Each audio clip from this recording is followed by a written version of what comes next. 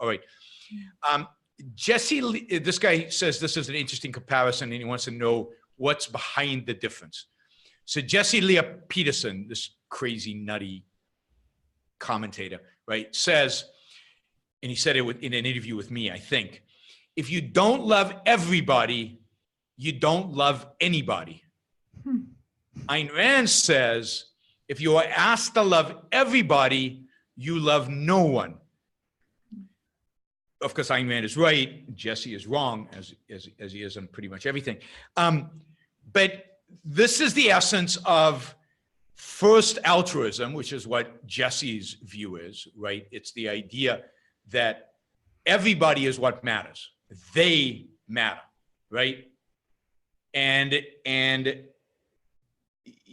unless you love everybody, in a sense, life is meaningless. Unless you're willing to sacrifice your life for anybody and everybody, I has no meaning. So you don't love anybody. You can't love anybody. If love is the expression of the highest value possible to you, then you can have no higher value than other people and everybody. Think about how this violates the principle of justice. You love everybody, including your enemies, including the bad guys, including evil people. You have to love everybody. I do not love Jesse Lee Peterson. I actually despise him. Does that mean I can't love anybody? I mean, that's just bizarre. Now, Ayn Rand says it the other way around. First, you have to know thyself, right? You have to, she says, before you can say I love you, you have to be able to say I. You have to know who you are, and you have to love yourself, right? You have to view yourself as your highest value.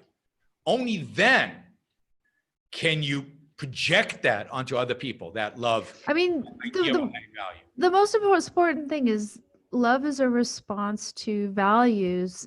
And what are values? Values have to do with things that are pro or against your life. You're making judgments that these things that you love are supportive of your life, that they, further your life, that they make your life better and more wonderful.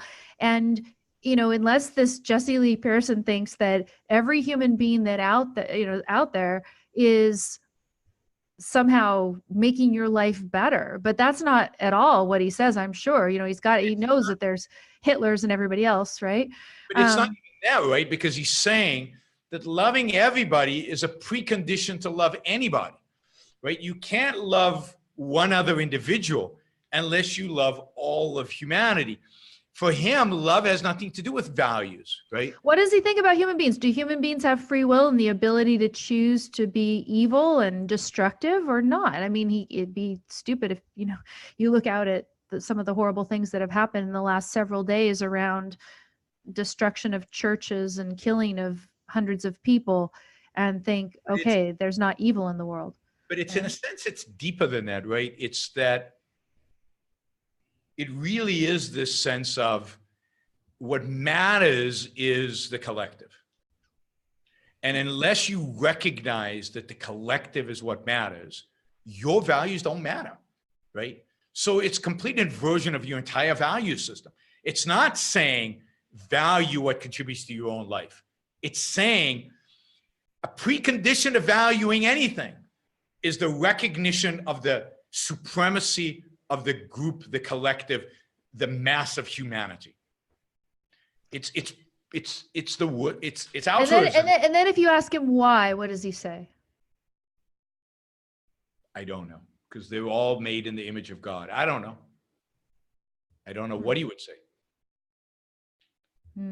I mean, that's the $1 million question, right? Right. It's a common view. It's not an uncommon view. It's the common view of all altruists. And many people who are not altruists in the day-to-day behavior still would hold that view because that's what we've been taught, right? I mean, love thy neighbor like yourself. And I asked them, do you really love your neighbor like yourself? And they go, but I should. Why? Right. Because I'm so imperfect. That's why I don't, right? And they have no answer to the why, right? Turn the other cheek, love thy enemy. They hold those ideas. They don't live them, but they hold those ideas as moral ideals, because your life morally does, this is what altruism teaches. Your life morally does not matter.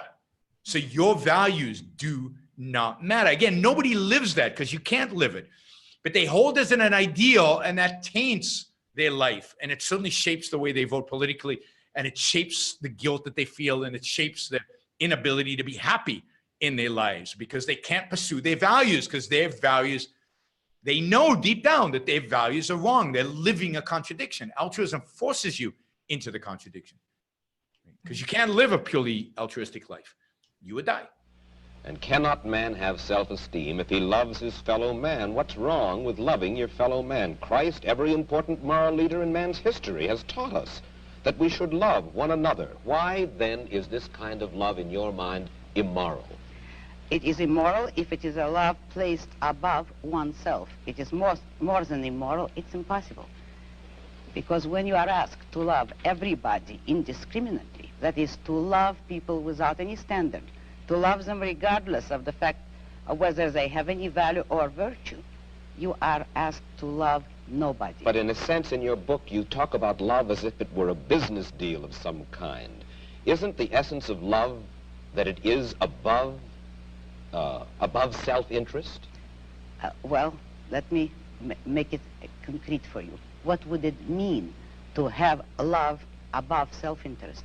It would mean, for instance, that a husband would tell his wife, if he were moral, according to the conventional morality, that I am marrying you just for your own sake.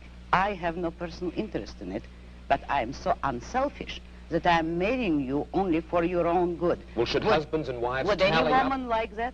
Should husbands and wives tally up at the end of the day and say, well, now, wait a minute. I love her if she's done enough for me today, or she loves me if I have properly performed my functions? No, you misunderstood me. That is not how love should be treated. I agree with you that it should be treated like a business deal, but every business has to have its own terms and its own kind of currency. And in love, the currency is virtue. You love people not for what you do for them or what they do for you. You love them for the values, the virtues which they have achieved in their own character. You don't love causelessly. You don't love everybody indiscriminately. You love only those who deserve it. And then if a man is weak or a woman is weak, then he is beyond love? He certainly does not deserve it. He certainly is beyond. He can always correct it. Man has free will. If a man wants love, he should correct his weaknesses or his flaws, and he may deserve it. But he cannot expect the unearned, neither in love nor in money, neither in matter nor spirit. You have lived in our world, and you recognize the fallibility of human beings. There are very few of us, then, in this world, by your standards, who are worthy of love. Unfortunately, yes, very few. But it is open to everybody to make themselves worthy of it, and that is all that my morality offers them. If they will a way to make themselves worthy of love, although that's not the primary motive.